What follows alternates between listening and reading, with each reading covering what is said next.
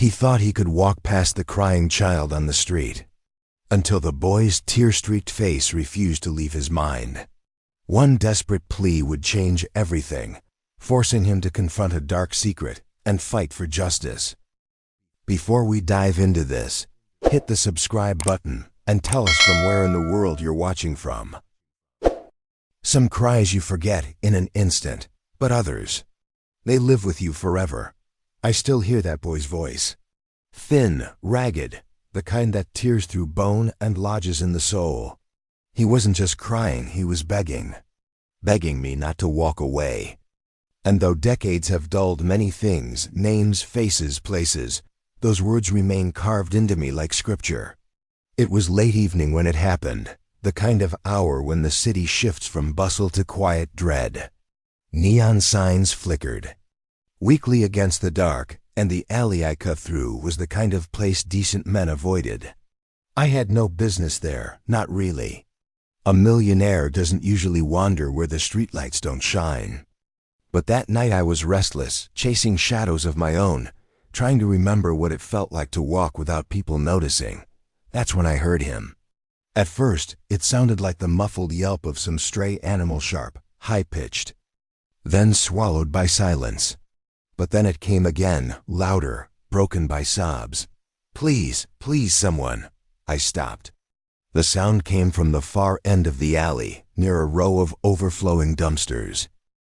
My instinct screamed to ignore it, to keep walking, to let whatever misery lived in that darkness remain hidden. Men like me, we don't intervene.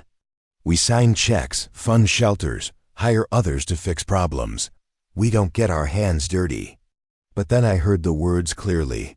"My mom's in there."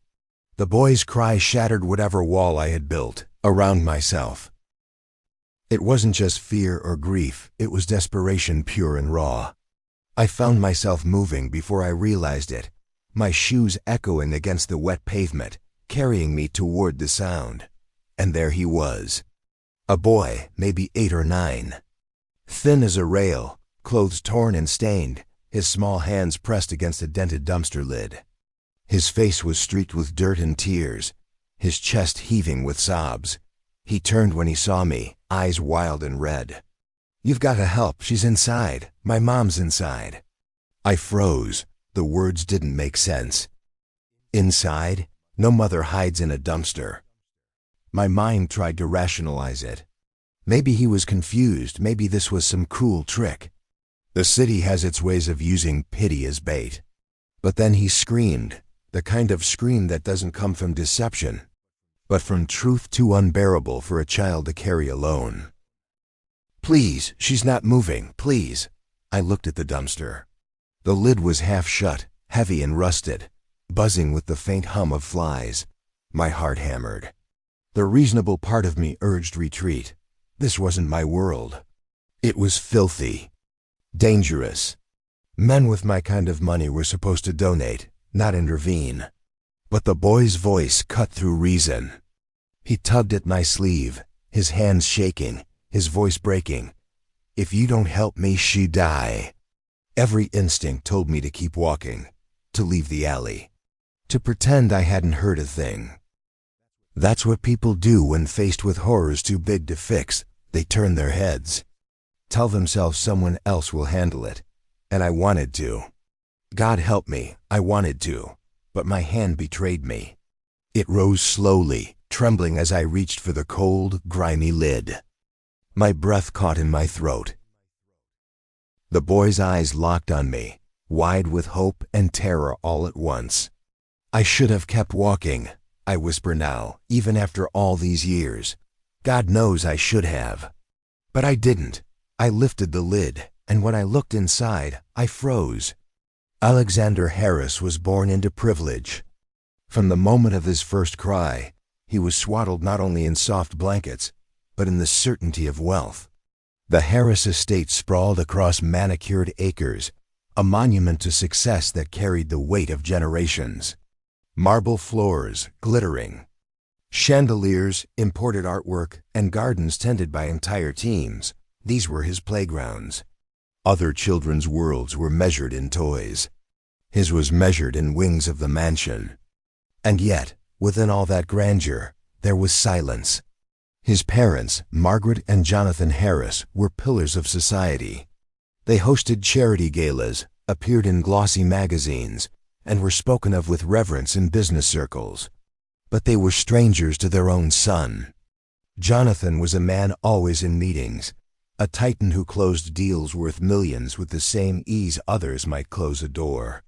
Margaret was equally distant, moving through life as though she were always posing for an audience no one else could see. Her words were polished, her smile flawless, but her gaze rarely fell on Alexander for more than a fleeting moment. So, Alexander grew up surrounded by people who weren't his parents. Nannies, tutors, cooks, gardeners, chauffeurs. The house was full, yet he was profoundly alone. His earliest memory of loneliness was sharp enough to linger even into adulthood. He was 4 years old, sitting on the grand staircase with a toy car clutched in his small hand. The car had been a gift from his father, or at least, it had been presented as such by the chauffeur who delivered it. Jonathan himself was in Zurich that day, finalizing a merger. "Your father wanted you to have this," the man said, handing the car to the boy with a smile that carried pity. Alexander had rolled the toy across the polished marble steps, listening to the echo. He remembered staring down the endless corridor of the mansion and realizing that, though the house was vast, there was no one in it who truly belonged to him. He learned early that money could buy many things: comfort, possessions, appearances, but it couldn't buy presence. It couldn't buy a father at his bedside when nightmares clawed through the dark, or a mother's arms when he fell and scraped his knees. Instead, there was always someone else: a nanny, usually kind but temporary, someone whose employment was measured in contracts rather than love. One nanny stayed longer than most. Her name was Evelyn, a gentle woman with kind eyes and a spine of steel. Unlike the others, she didn't smother Alexander with false cheerfulness or treat him as an obligation. She spoke to him like he mattered, like his silences were worth waiting through. One evening, when Alexander was 8, she found him sitting by the window, staring at the driveway where his parents' car had just disappeared for another trip. "Do they ever stay?" he asked, his voice small but laced with a weariness that no child should carry. Evelyn sat beside him, her hand resting on his shoulder. "The world tests us, Alexander," she said softly. "And it tests us most when it puts a child in our path. Some people pass the test. Some don't."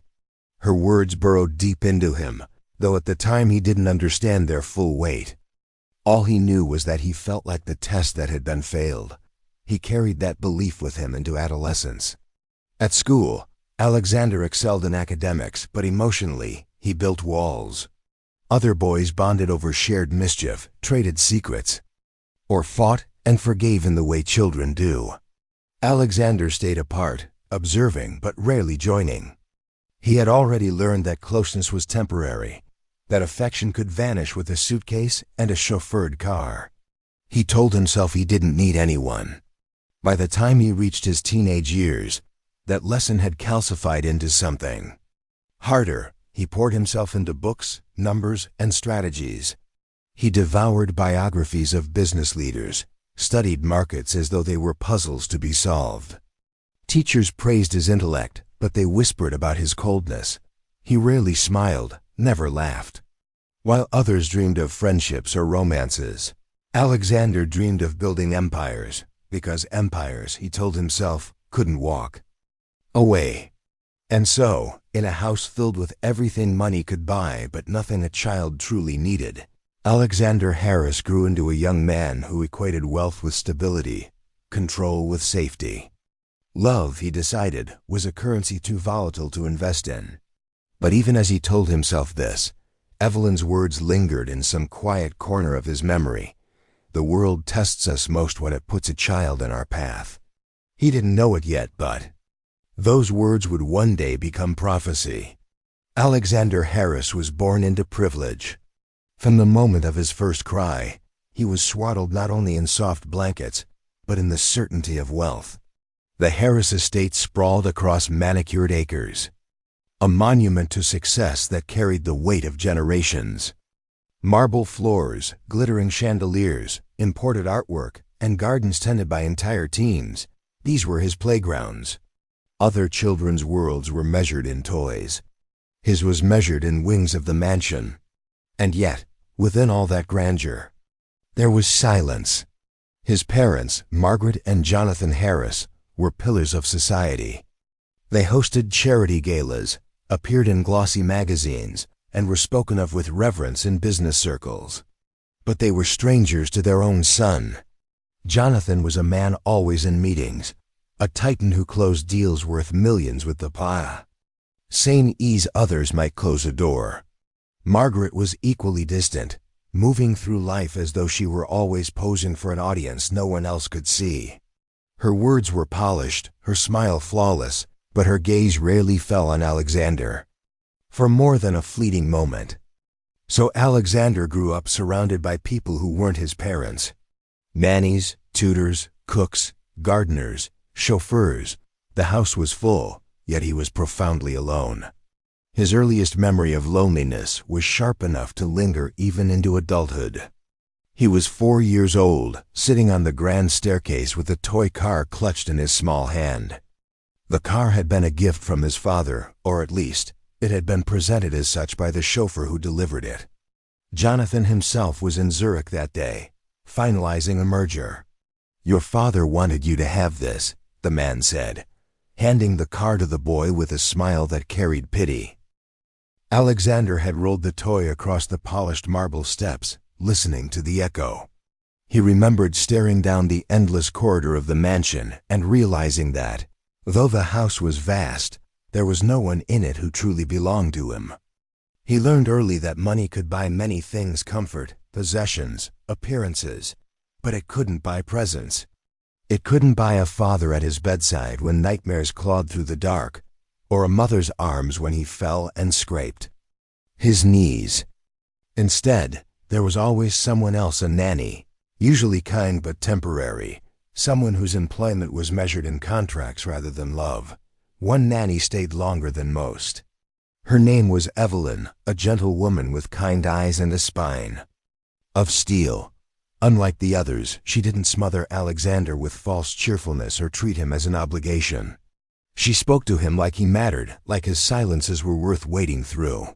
One evening, when Alexander was 8, she found him sitting by the window, staring at the driveway where his parents' car had just disappeared for another trip. "Do they ever stay?" he asked, his voice small but laced with a weariness that no child should carry. Evelyn sat beside him, her hand resting on his shoulder. "The world tests us, Alexander," she said softly. "And it tests us most when it puts a child in our path. Some people pass the test. Some don't." Her words burrowed deep into him, though at the time he didn't understand their full weight. All he knew was that he felt like the test that had been failed. He carried that belief with him into adolescence. At school, Alexander excelled in academics, but emotionally, he built walls. Other boys bonded over shared mischief, traded secrets, or fought and forgave in the way children do. Alexander stayed apart, observing but rarely joining. He had already learned that closeness was temporary, that affection could vanish with a suitcase in a chauffeured car. He told himself he didn't need anyone. By the time he reached his teenage years, that lesson had calcified into something harder. He poured himself into books, numbers, and strategies. He devoured biographies of business leaders, studied markets as though they were puzzles to be solved. Teachers praised his intellect, but they whispered about his coldness. He rarely smiled, never laughed. While others dreamed of friendships or romances, Alexander dreamed of building empires, because empires, he told himself, couldn't walk away. And so, in a house filled with everything money could buy but nothing a child truly needed, Alexander Harris grew into a young man who equated wealth with stability, control with safety.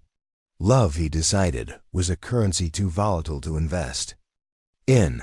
But even as he told himself this, Evelyn's words lingered in some quiet corner of his memory.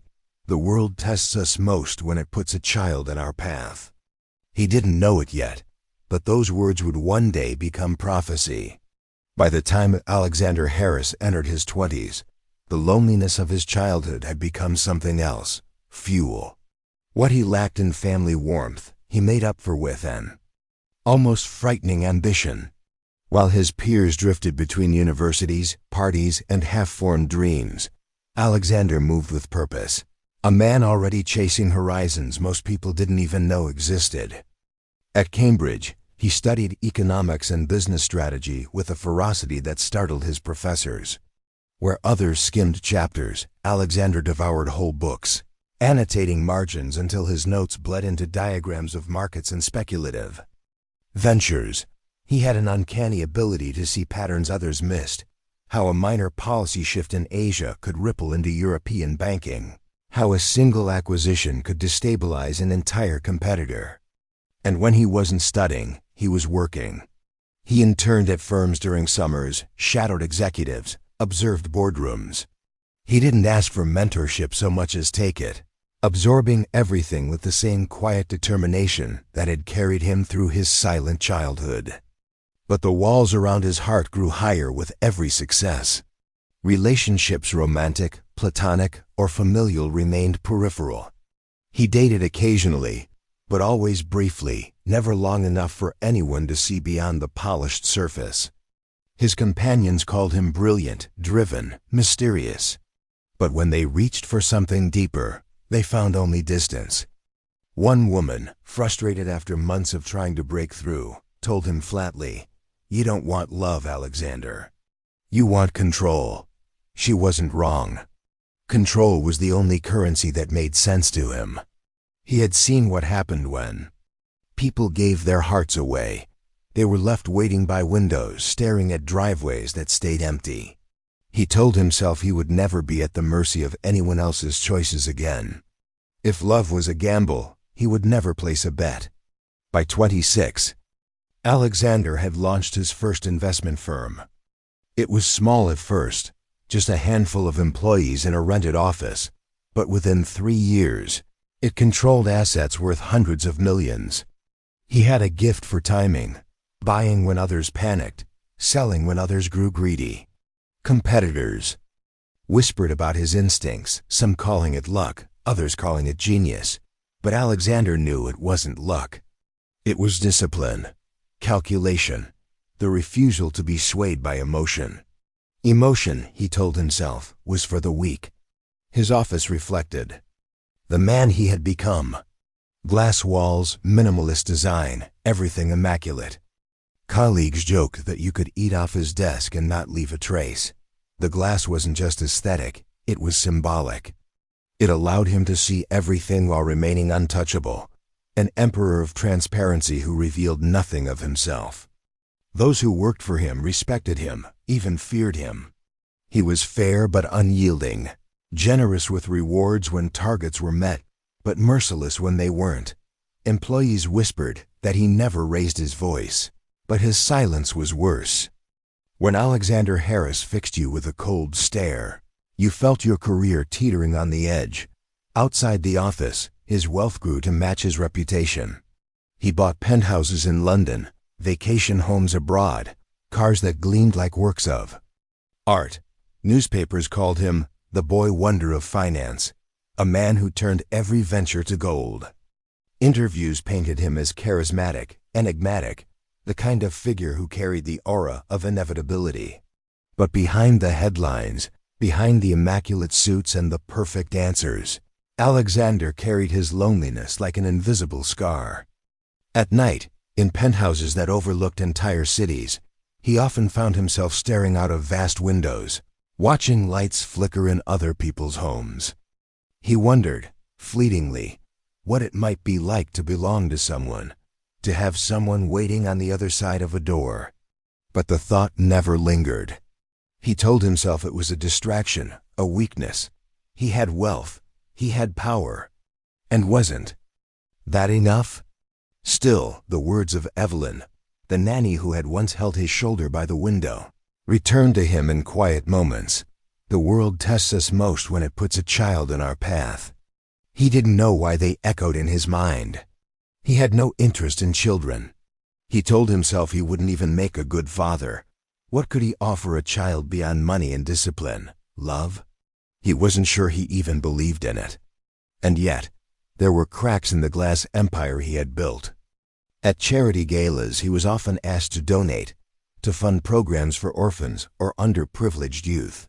He gave generously larger checks than most, but always with distance.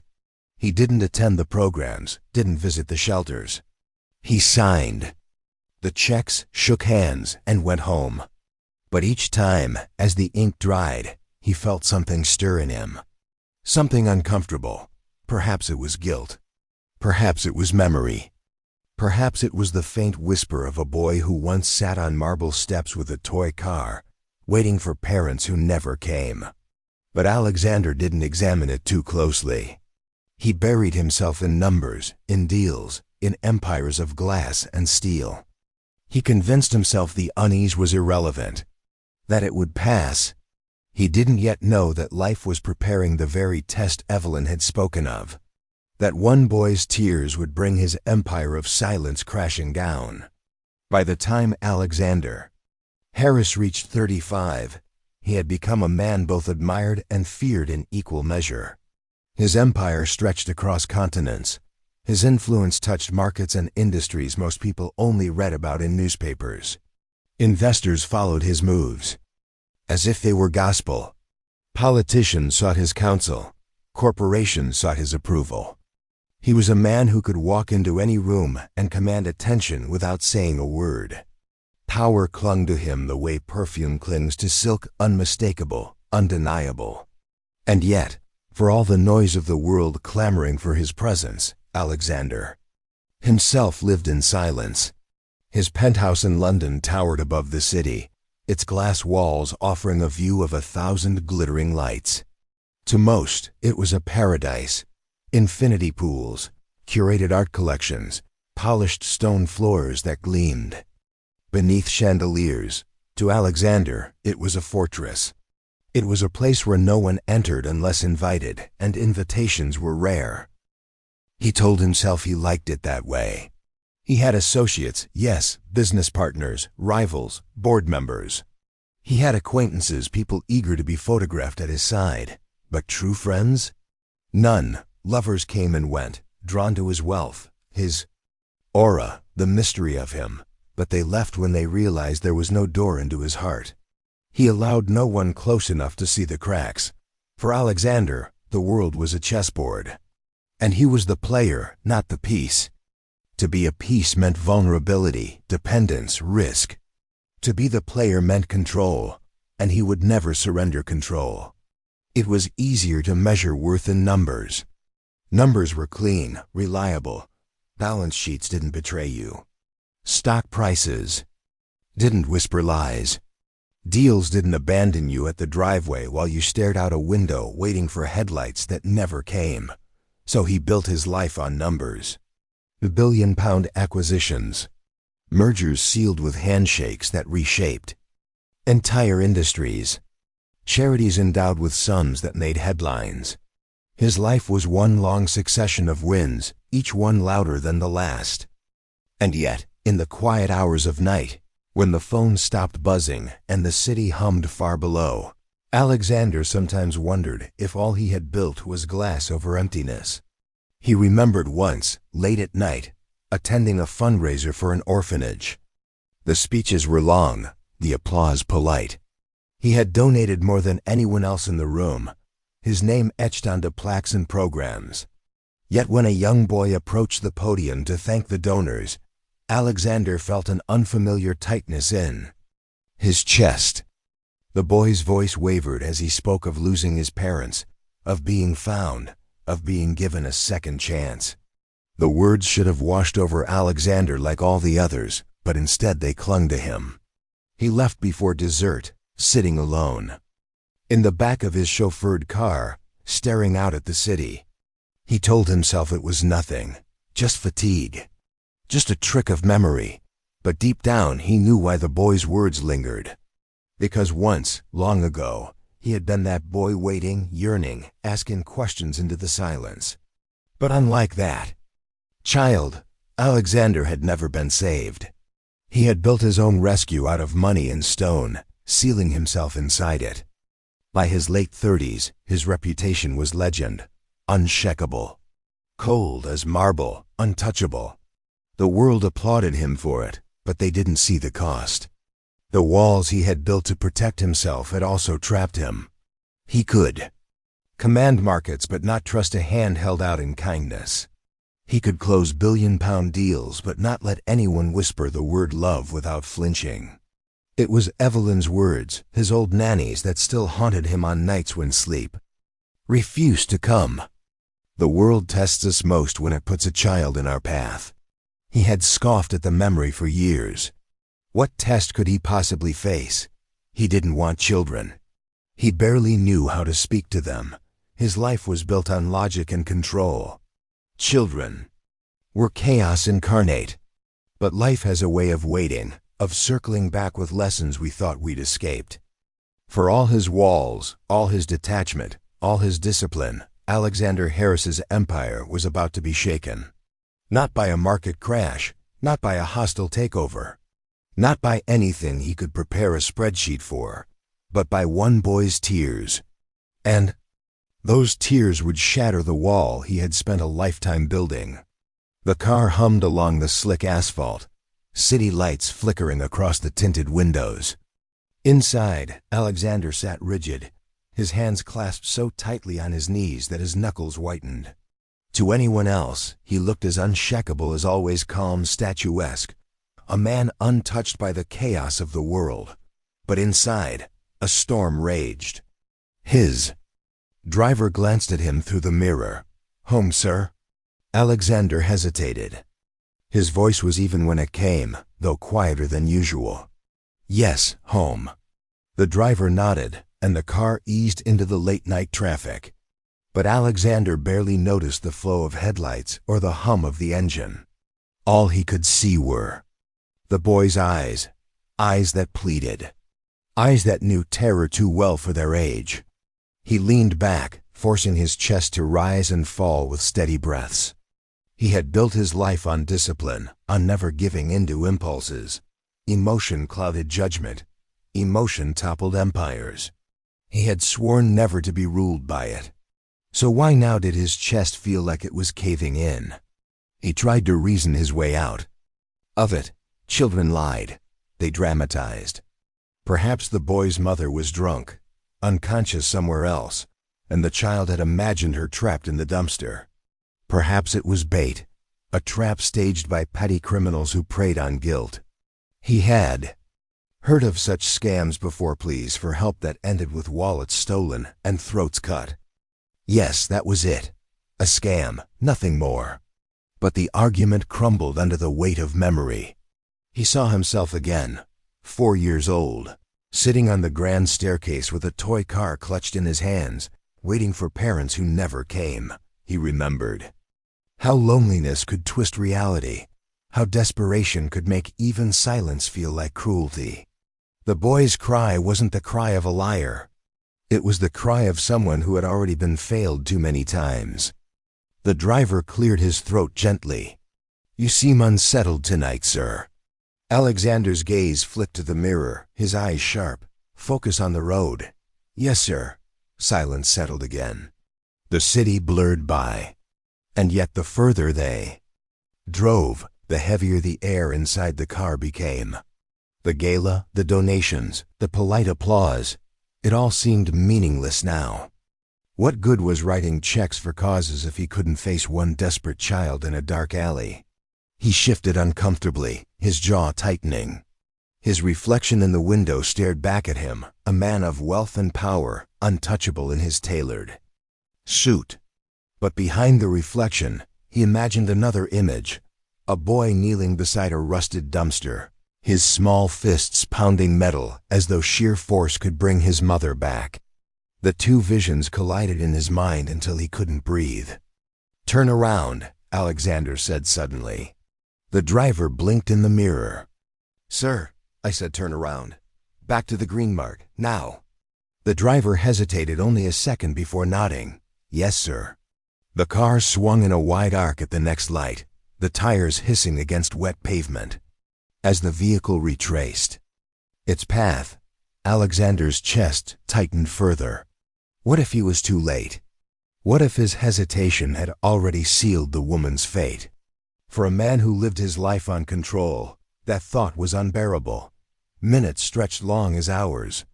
The car eased into the alley entrance once more, headlights cutting across graffiti-smeared walls and dented dumpsters. The boy was still there. Alexander saw him immediately, his small figure hunched over, still clutching the edge of the lid. His body shook with sobs, though weaker now, as though exhaustion had worn him thin. The car stopped. Alexander's hand gripped the door handle, but he didn't move. Not yet. Fear rooted him in place, a fear unlike anything he had felt in business or battle. Deals could be undone, losses recovered. But this was life or death, raw and uncalculated. His breath fogged the glass. His pulse thundered in his ears. Finally, with trembling hands, he opened the door and stepped into the night. The boy looked up, his face streaked with dirt and tears. For a moment, hope and despair warred in his eyes. "You came back," he whispered, Alexander's throat constricted. He gave a curt nod, his voice barely steady. "Step aside." The boy scrambled back, watching with wide eyes as the millionaire approached the rusted dumpster. Alexander's hands shook as he reached for the lid. The metal was cold, slick with condensation. He hesitated once more, his mind screaming that this was madness, that he should walk away. But then he heard the boy's whisper, quiet but cutting. "Please, she's all I have." And with that, Alexander lifted the lid. The hinges groaned as the lid lifted, the sound grating against the night air. For a heartbeat, Alexander braced himself for emptiness, rotting trash, scraps of food, the stench of waste. Some part of him prayed the boy had been wrong, that his panic was just imagination. But when the lid reached its peak and the contents came into view, the breath left Alexander's lungs. There she was, a woman, crumpled inside like discarded refuse. Her clothes were torn, her face streaked with blood and grime. One arm was bent awkwardly beneath her, the other draped across her chest as though she'd been trying to shield herself. Her lips were cracked, her skin ghostly pale, and her breathing, yes, there it was, faint but real, rasped in shallow bursts that barely stirred her chest. She was alive, barely. Alexander froze, his mind blank, his body caught between disbelief and horror. He had seen injured men in war zones on news reports, had heard statistics about violence, but never had he been this close to it, never had he smelled the copper of blood, the sour stench of fear, never had he looked down and seen life clinging to a thread. Behind him, the boy's voice trembled. "Mom!" Alexander's throat tightened. He swallowed hard, forcing his voice into steadiness he did not feel. "She's alive." The boy let out a sob so raw it seemed to tear through the night. He stumbled forward, reaching for the edge, but Alexander held out a firm hand. "Stay back. Let me get her out." Carefully, awkwardly, for his life had never prepared him for this, Alexander reached down. His expensive suit brushed against filth, his polished cufflinks scraped against rust, but he didn't care. His hands found the woman's shoulders. She was frighteningly light, her bones sharp beneath skin. With a grunt of effort, he pulled her upward, her body limp, her head lolling against his chest. The boy rushed forward, clutching her hand. "Mom! Mom, wake up, please." Her eyelids fluttered weakly, a groan escaping her throat. For the first time, Alexander saw her eyes dark, clouded with pain, but alive. She tried to form words, but only a whisper came, incoherent. Alexander tightened his hold, his jaw clenched. "We need an ambulance now." He looked at his driver, who had stepped out of the car wide-eyed. "Call emergency services.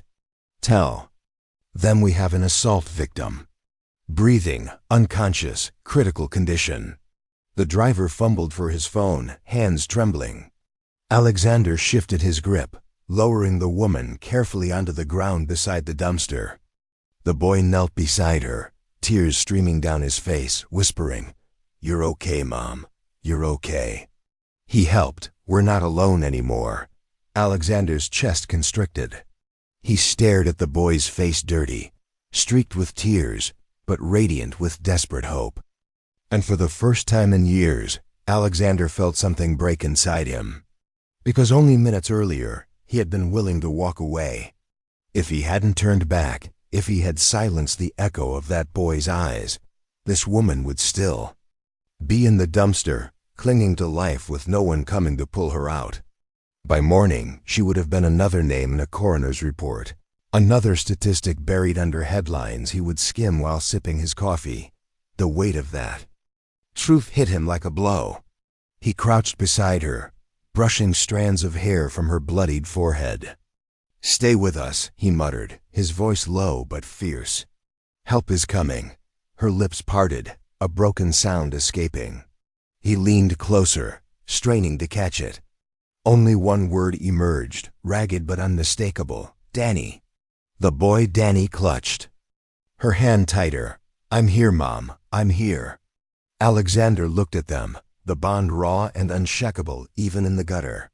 Mother and child, clinging to each other with everything they had left. A sight that humbled him, that pierced through every layer of stone he had built around his heart. The wail of sirens approached, growing louder, echoing off the alley walls.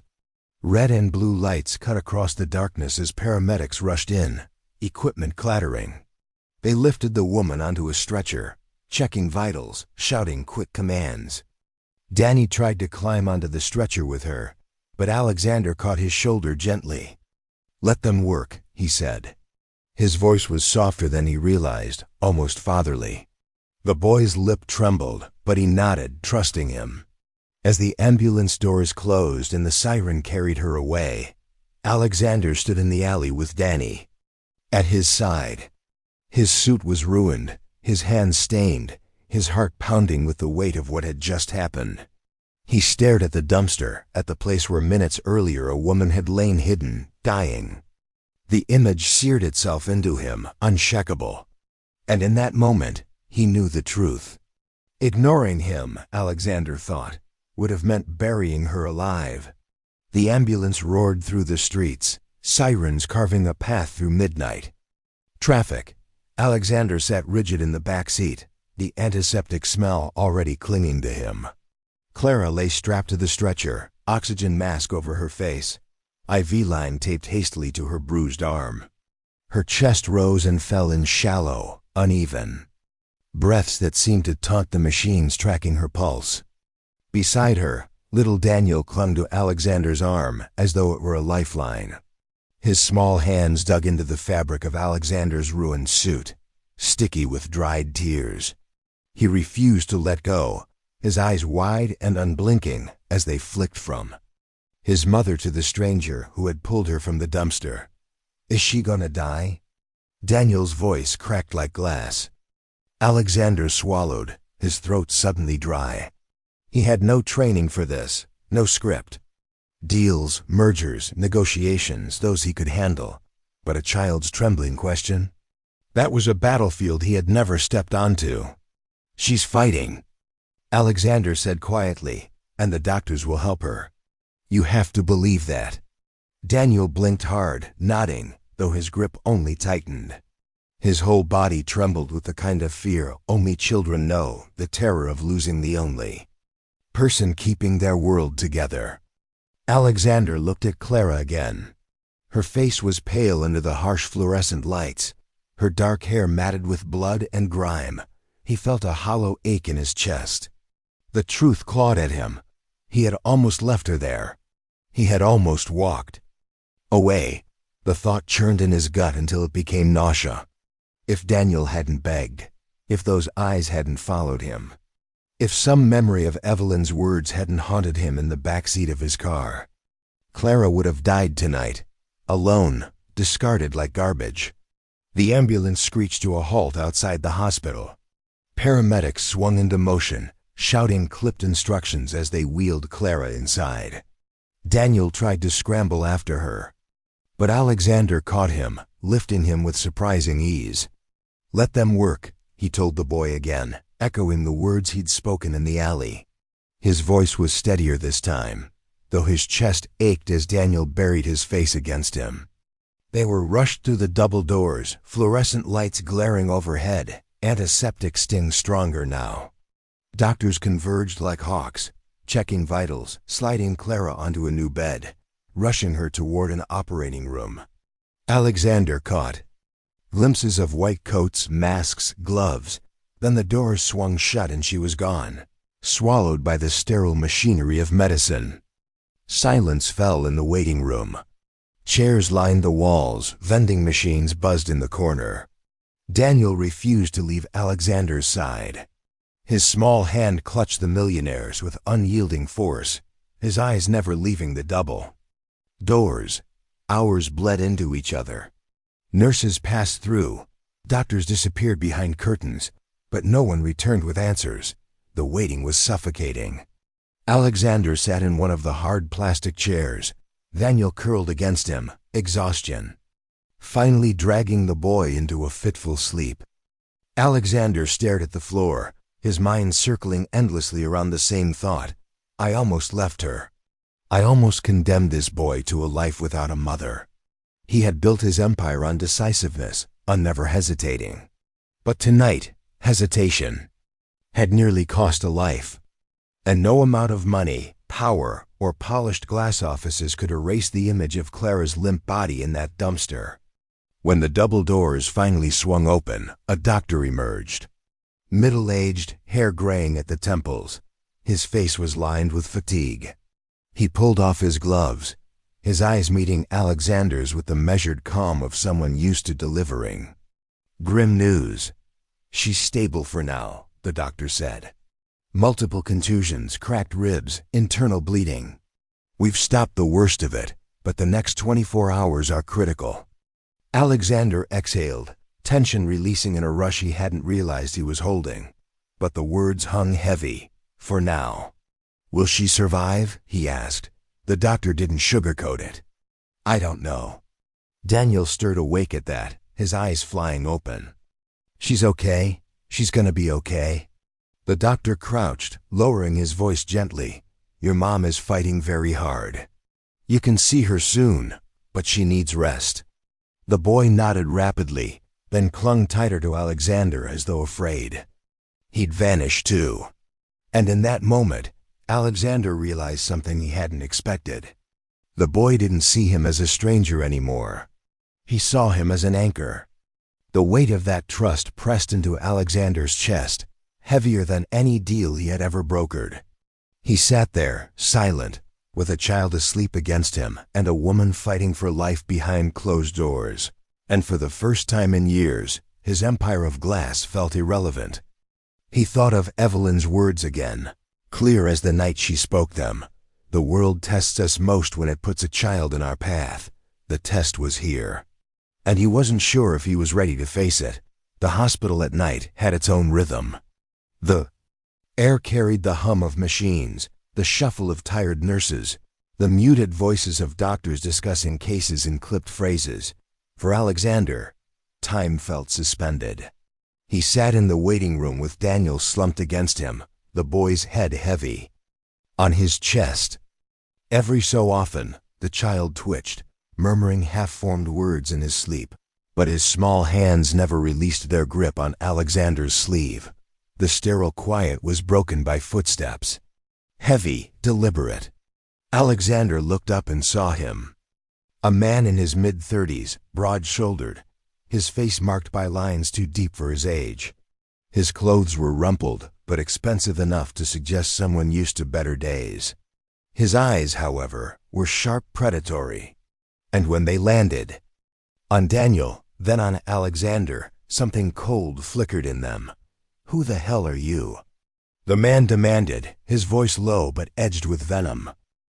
Daniel stirred, his small body stiffening instantly. His eyes snapped open, fear flashing across his face. He pressed himself harder against Alexander, his grip tightening. "Uncle Marcus," he whispered, the words trembling. So this was Clara's brother. Alexander didn't move, didn't speak at first. He studied Marcus carefully. The man's posture was aggressive, his fists clenched, his jaw tight. This wasn't grief in his eyes, it was fury at being interrupted, challenged. "I asked you a question," Marcus snapped, stepping closer. "Who are you, and why is my nephew hanging off you like that?" Alexander's tone was calm, measured, but steel threaded through it. "The man who pulled your sister out of a dumpster before she bled to death." "Who are you?" Marcus's nostrils flared. For a moment, silence stretched between them. Then his mouth curved into something between a sneer and a smile. "Family, which is more than I can say for you." He crouched slightly, trying to make eye contact with Daniel, but the boy turned his face into Alexander's chest. That small act said more than words ever could. Marcus's smile vanished. "You're filling the kid's head with nonsense, aren't you? Pretending to be some savior." His voice dropped, laced with menace. "Stay out of our business, rich man. You've no idea what you've stepped into." Alexander's jaw tightened, but he didn't rise to the bait. Instead, he stroked Daniel's shoulder lightly, grounding the boy. "Your sister nearly died tonight. Would you like to explain how she ended up in that condition?" For the first time, Marcus faltered. His eyes flickered, then hardened again. "She's always been reckless. She got what was coming to her." Daniel flinched violently at those words. His small hands fisted tighter into Alexander's suit. "Don't let him take me," he whispered, barely audible, but Alexander heard. Alexander's chest burned. He had seen fear in boardrooms, in men about to lose fortunes, but never this raw, never this primal. This was the fear of a child who had lived too long under the shadow of cruelty. He turned his gaze on Marcus, cold and unflinching. "You were part of this, weren't you? The attack, the bruises, the fear in your nephew's eyes." Marcus leaned closer, his voice a venomous hiss. "Careful. You think money protects you everywhere? It doesn't. You step into matters you don't understand, and you'll regret it." Alexander didn't flinch. His voice was quiet but lethal. "Try me." A nurse appeared at that moment, her presence slicing the tension. "Visiting hours are limited. Please keep your voices down." She glanced uneasily between the two men, then retreated. Marcus straightened, his sneer returning. "This isn't over. She's my sister. The boy's my blood. You're nothing but a stranger with a fat wallet." He jabbed a finger toward Alexander's chest. "When she wakes up, you'll see whose side she takes." With that, he turned and stalked toward the far end of the hall. His footsteps echoed until they faded into the sterile night. Silence lingered. Daniel trembled against Alexander, tears streaking silently down his cheeks.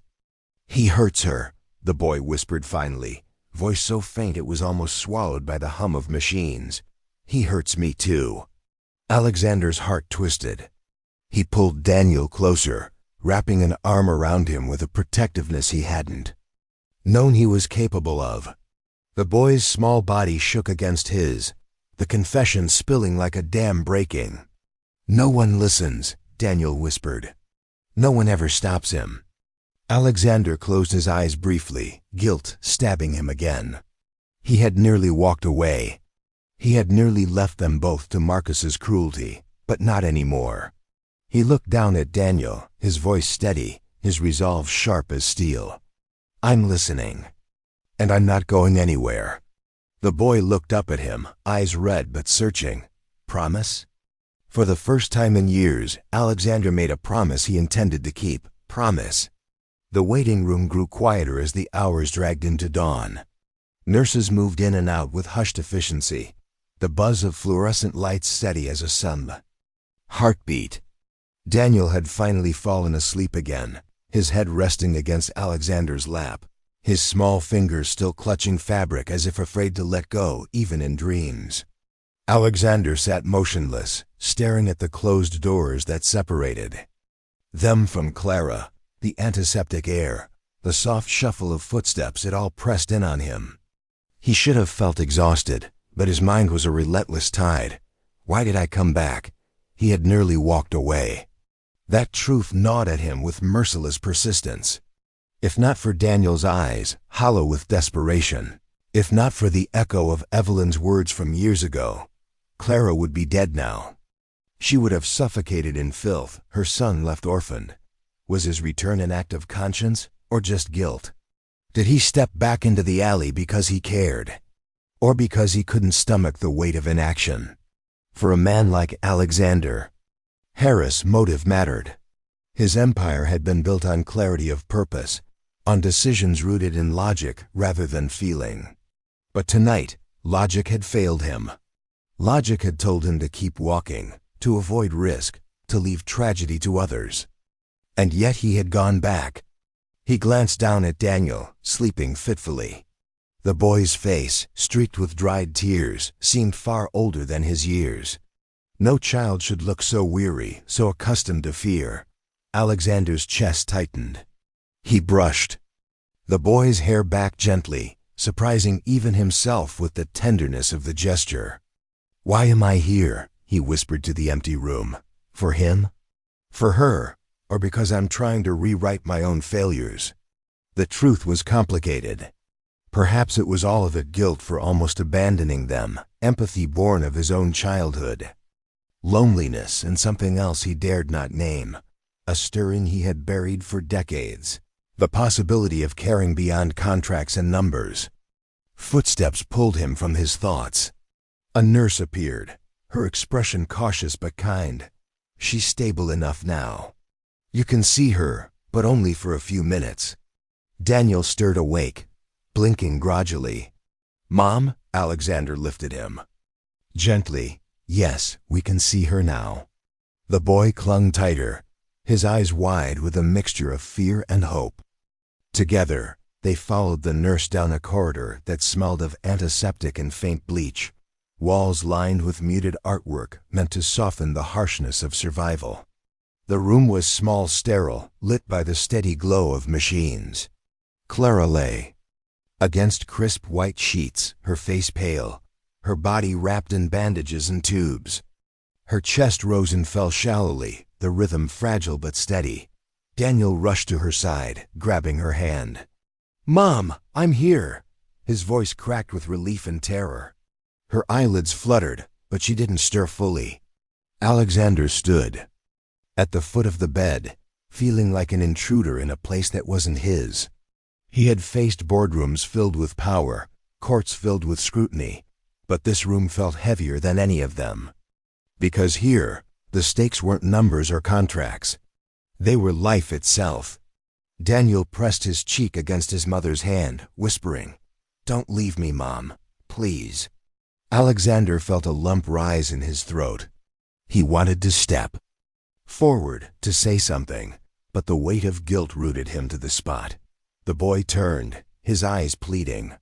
"Tell her you came back. Tell her she's safe." Alexander hesitated. His mouth was dry, his voice buried. Slowly, he approached, his polished shoes uncharacteristically muted against the tile floor. He reached the bedside, his gaze locking on Clara's face.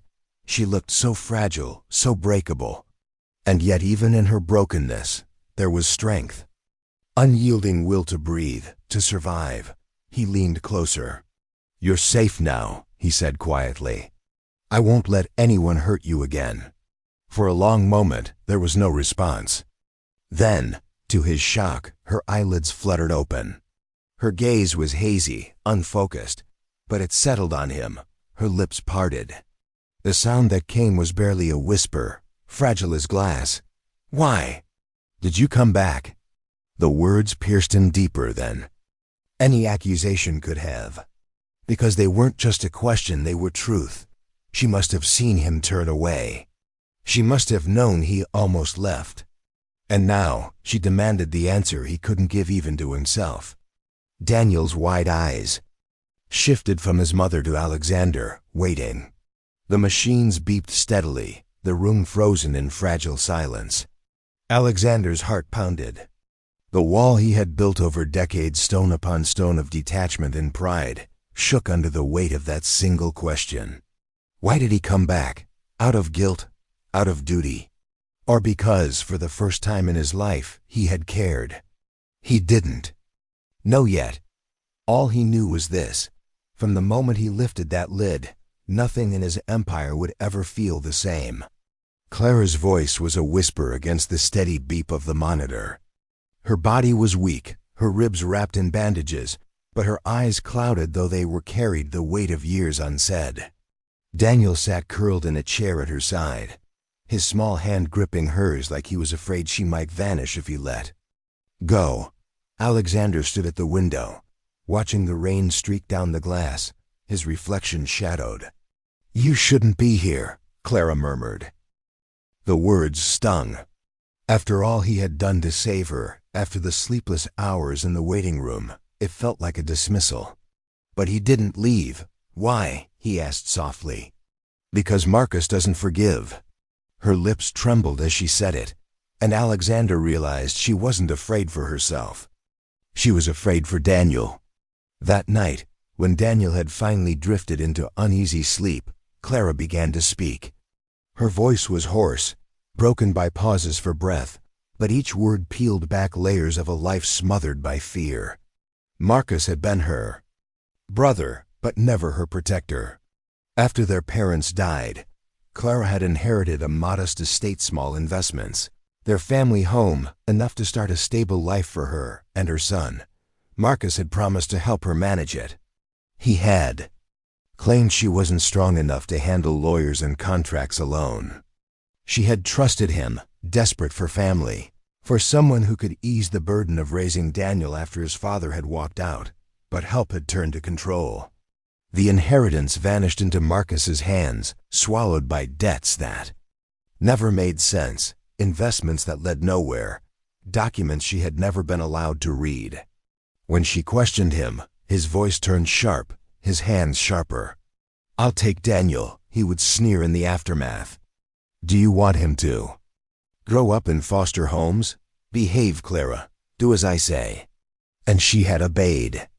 The flashbacks came to her in fragments, but Alexander could piece them together with sickening clarity. Daniel hiding in a closet, small hands clamped over his ears as voices thundered in the next room. Daniel crouched behind the couch, watching. His uncle shove his mother against a wall. Daniel calling out, trying to stop the fight, his small voice ignored until Marcus turned on him too. No one had listened. Teachers dismissed the bruises as clumsiness. Neighbors looked away. The police filed domestic disputes as paperwork to be forgotten. And Marcus, always cunning, made sure no one got close enough to question his narrative. "He told me no one would believe me," Clara whispered, tears streaking her cheeks. And he was right, no one did. Until Alexander. He hadn't realized it until now, but the moment he stopped in that alley, the moment he lifted that dumpster lid, he had become the first adult to listen. Not just to Clara, but to Daniel too. He looked at the boy, asleep in the chair, his face slack with exhaustion, his hands still gripping his mother's. For Alexander, the image was like a mirror into his own childhood, the boy on the marble stairs, clutching a toy car, waiting for parents who never came. The resemblance was unbearable. Alexander turned back to Clara. "Marcus isn't untouchable. Men like him never are. I'll prove it." She shook her head violently, grimacing at the pain it caused her ribs. "No, if you fight him, he'll take Daniel. He'll disappear with him. He always said he would. Not if I get to him first." Her eyes widened at the ferocity in his voice. She had seen Alexander Harris in the papers, the billionaire with the iron will, the empire builder who never lost. Tonight, she saw something else, a man willing to tear down walls for a boy who wasn't his. But fear held her back. She knew Marcus better than anyone, and she knew his cruelty. "You don't understand what he's capable of," she whispered. Alexander leaned forward, his voice low and steady. "No, Clara, you don't understand what I'm capable of." Outside, thunder rolled across the night. Inside, silence pressed. Heavy between them, but something had shifted. For the first time, Clara wasn't alone in her battle. And for the first time, Alexander Harris admitted to himself that this wasn't about guilt anymore. It was about Daniel. It was about the boy who mirrored everything he once was, and everything he had promised himself he would never be again. Alexander Harris was not a man who accepted ignorance as protection. In the world of business, the difference between ruin and survival often came down to information: who had it, who controlled it, who buried it. And Marcus, Clara's brother, was not the type to cover his tracks with finesse. Alexander knew men like him, arrogant enough to think fear was shield enough, sloppy enough to leave trails for anyone determined to follow. The morning after Clara's fragile confession, Alexander made calls, quiet ones. His network was vast, spanning law firms, investigative journalists, private security firms, and discreet accountants who owed him favors. He didn't explain why he wanted Marcus Hale's records combed through, only that he wanted everything. And within hours, the rot surfaced. The inheritance Clara had spoken of had indeed existed. A small estate left by their parents, valued at nearly £200,000. Bank records showed a steady stream of withdrawals and investments orchestrated by Marcus shortly after Clara signed over power of attorney. The signatures, Alexander noted grimly, bore signs of coercion-hesitant strokes, initials where full name should be. The money had not been invested. It had been siphoned. Cash withdrawals timed suspiciously close to casino transactions. Wire transfers to shell companies with no history beyond P.O. boxes. Payments made to associates with criminal records stretching back decades.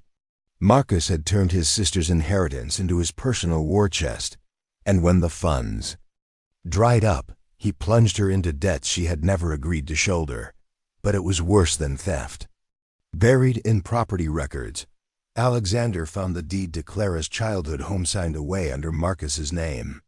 The house had been sold to cover supposed debts, but the buyer was another shell, conveniently dissolved 6 months later, the profits disappearing.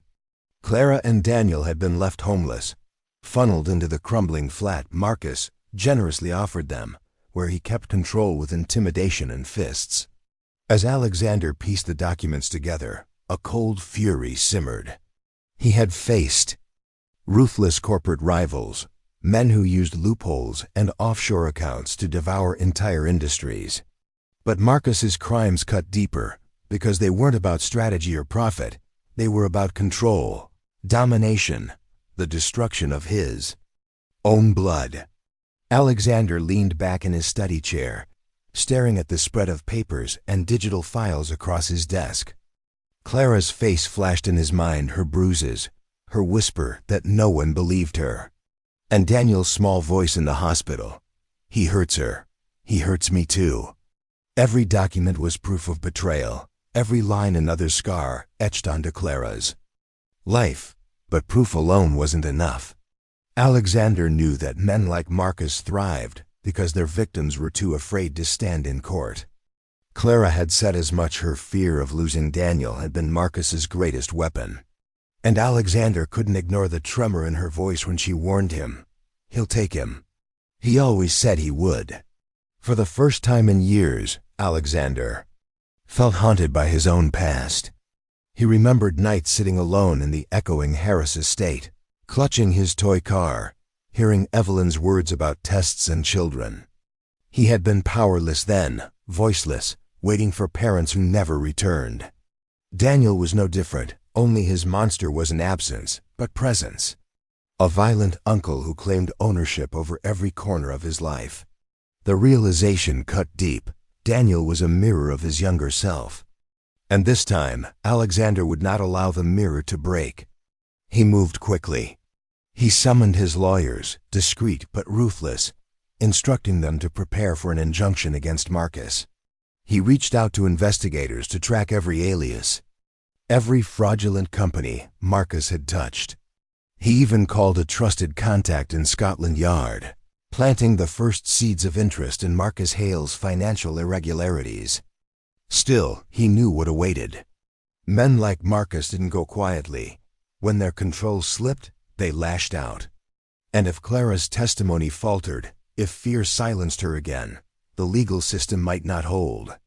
That night, Alexander visited the hospital again. Clara looked stronger, but the fear still clung to her eyes. Daniel played quietly at her bedside, stacking blocks nurses had given him, though his movements were cautious, like noise might invite danger. "I've started building a case," Alexander told her. "Marcus stole from you. I can prove it." Clara's eyes flickered with hope, then terror. "If you do this, he'll come for Daniel." Alexander leaned forward, his voice steady, his resolve sharp. "He already has. But this time he won't win." For a long moment, Clara just stared at him. Then her gaze dropped to Daniel, who was leaning against her side, clutching one of her hands. Her lips trembled, but she said nothing. Alexander straightened, a silent vow hardening in his chest. He had built empires out of stone and glass, but this fight was different. This wasn't about wealth or reputation. This was about a boy who had cried out in an alley, a boy whose eyes mirrored his own childhood emptiness. And Marcus Hale was about to learn that there were some men even fear couldn't control.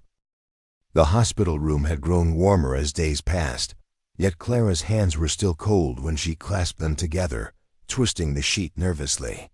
Alexander sat across from her, back straight, eyes steady. Daniel leaned half asleep against his mother's side, a sketchbook in his lap. He had drawn crooked lines that vaguely resembled a house, childish, fragile, but hopeful. Alexander studied it before speaking.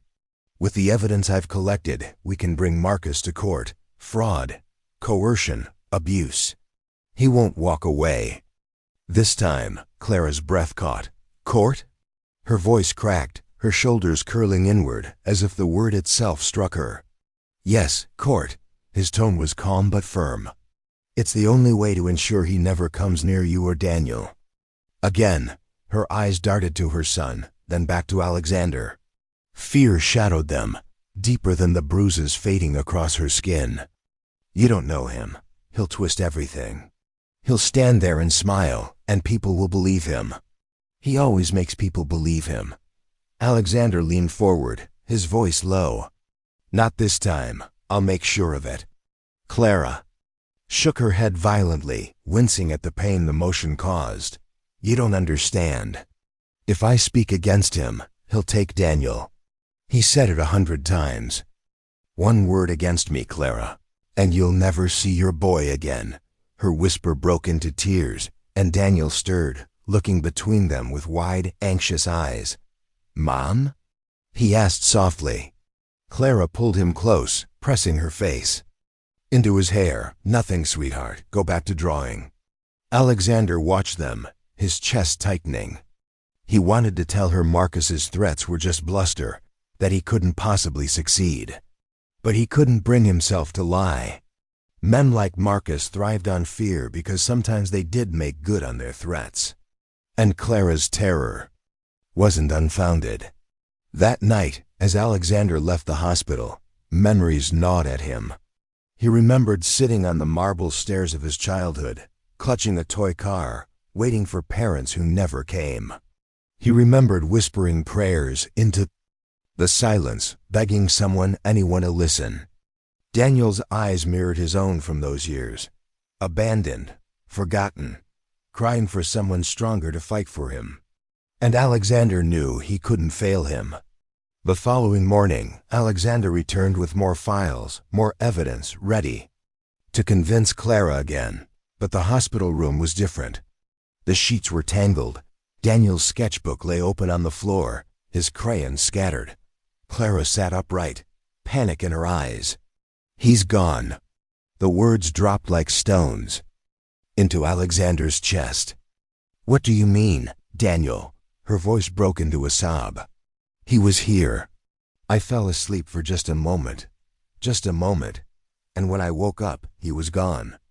Alexander's blood ran cold. He spun toward the door just as a nurse rushed in, holding a folded piece of paper. This was left on the chair by the bed. Alexander snatched it. The handwriting was jagged, hurried but deliberate. You should have walked away the first time. His grip tightened until the paper crumpled. In his fist, his pulse roared in his ears. Marcus had him. For a man who built his life on control, the realization was a knife to the gut. For once, he had no numbers to calculate, no markets to predict. Just a child in the hands of a predator, and the chilling certainty that Marcus had just escalated. The war, Clara sobbed into her hands. He'll hurt him, Alexander. He'll hurt my boy. Alexander's jaw clenched, fury flooding his veins. His voice, when it came, was low and unshakable. No, he won't. Not while I'm still breathing. The empire builder, the man of glass and stone, was gone. In his place stood something fiercer, something the world hadn't seen in him before. Marcus Halle had drawn the battle line, and Alexander Harris would cross it without hesitation. The trail led Alexander across the city, into the decaying edges where industry had once thrived and now only shadows lingered.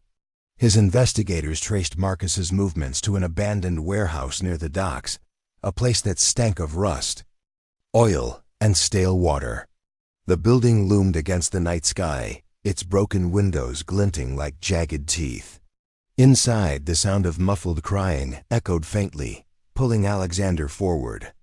His pulse hammered in his ears. Daniel. He moved cautiously through the dark corridors, every sense alert.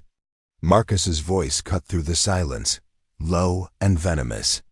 You thought you'd win, Clara. You thought your rich savior could protect you, but in the end, blood wins. And he'll learn who owns him. Alexander stepped into the main hall and froze.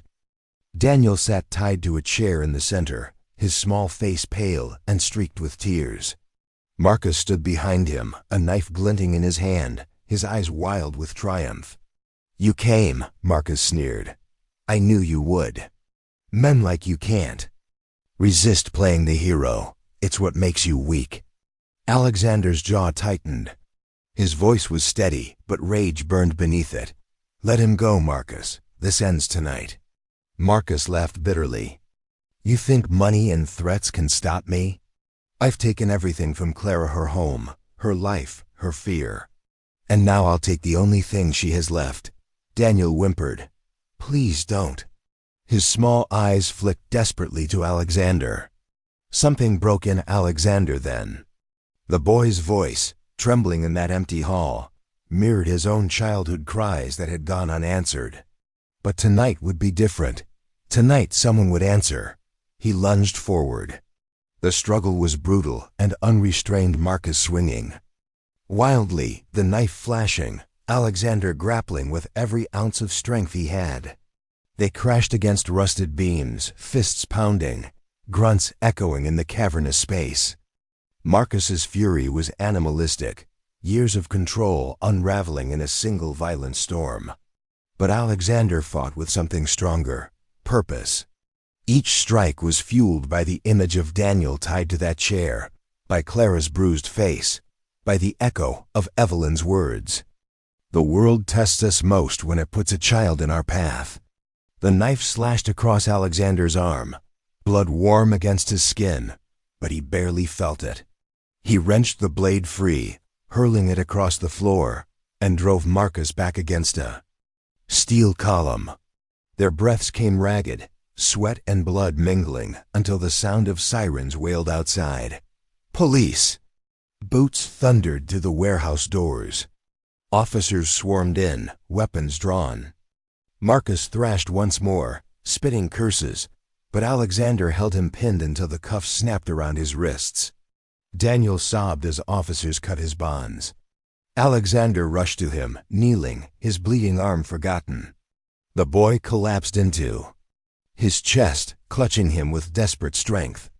Alexander wrapped his arms around him, whispering hoarsely, You're safe. I've got you. He'll never hurt you again. it was over. But the war wasn't finished until Marcus was stripped of power in a court of law. Weeks later, the courtroom was filled with tension. The evidence Alexander had unearthed: fraudulent documents, stolen inheritance records, bank statements, and testimonies from investigators, was overwhelming.